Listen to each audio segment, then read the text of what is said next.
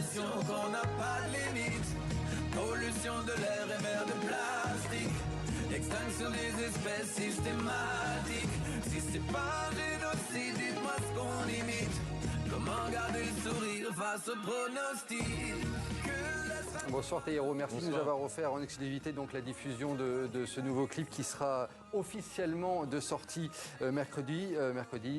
C'est un jour particulier parce que c'est les jours du dépassement de la Terre, donc vous ne l'avez pas choisi par hasard. Vous avez sans doute suivi notre grand angle juste avant avec Alice Durand. Ça a dû vous intéresser, vous êtes complètement aussi sur ces questions liées à l'écologie dans vos chansons.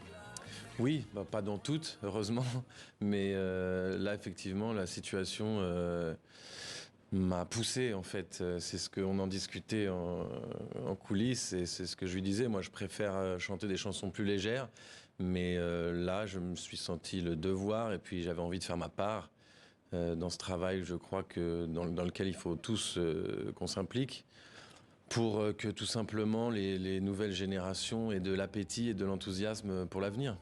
Vous dites peut-être 300 millions de réfugiés climatiques dans les années à venir. C'est ce que vous chantez, c'est ce que vous dites, c'est l'une de vos craintes? Bah oui. Oui, c'est une crainte parce que, encore une fois, là en plus, c'est-à-dire que c'est encore une fois ce déséquilibre énorme entre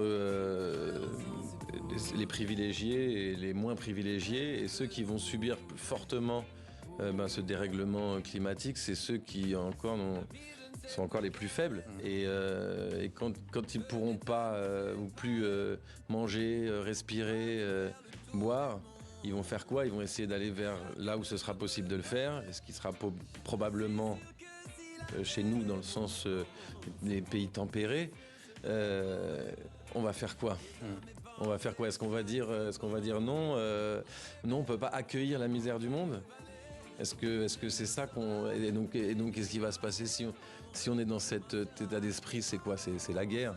Et donc, face à 300 millions de personnes, comment ça va se jouer? Je me dis, moi j'ai 2 enfants, là, une petite fille de 3 ans et un petit garçon de 7 mois. J'espère qu'ils ne seront pas les témoins de ça. Vous avez entendu tout à l'heure, Taïro, les conseils d'Alice Durand pour réduire son empreinte numérique. Vous, en tant qu'artiste, comment vous faites pour réduire peut-être votre empreinte carbone ou votre empreinte numérique? J'imagine que quand on est un artiste aujourd'hui, c'est pas si évident. Déjà, j'ai essayé de le faire en tant que citoyen.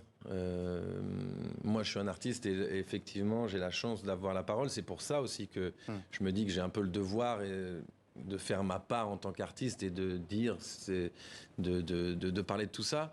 Mais je crois que je l'ai surtout en tant que citoyen. Et donc là, effectivement, j'ai changé mon régime alimentaire.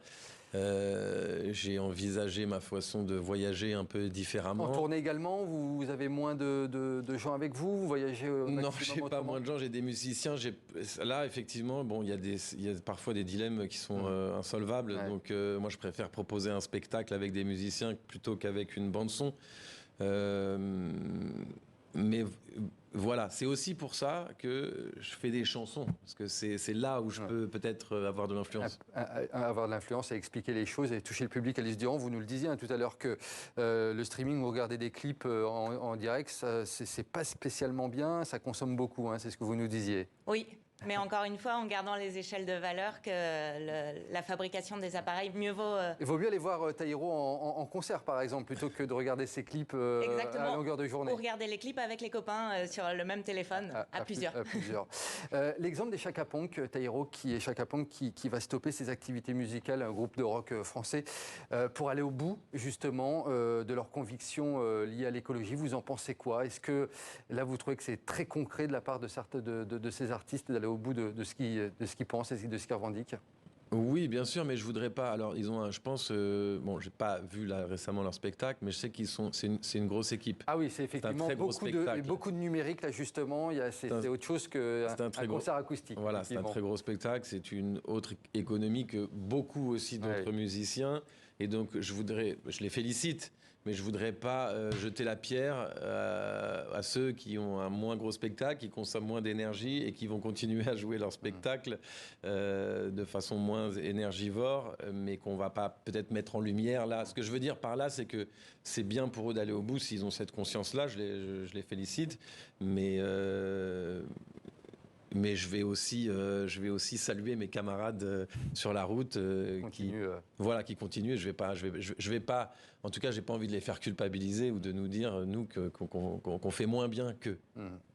Taïro, d'ailleurs, vous serez en concert, je le signale, de septembre à janvier prochain en France et en Suisse. On viendra bien entendu vous voir lors de votre tournée. Et puis, vous avez un album qui est déjà disponible, qui s'appelle 360 Part 1, avec un 360 Part 2 également. Et puis donc, ce clip que l'on a vu tout à l'heure en exclusivité, quelques images qui sort donc ce mercredi. Merci encore une fois, Taïro, d'avoir été avec nous sur notre plateau. Et puis, merci à vous, Alice Durand. Je suis sûr que vous allez continuer la conversation ensemble en coulisses. Alice Durand, je rappelle votre livre, Ras de donner l'impact du numérique sur l'environnement. C'est aux éditions de La Chaux. Merci à tous les deux d'être venus sur notre plateau pour parler de ce sujet passionnant. Merci à vous.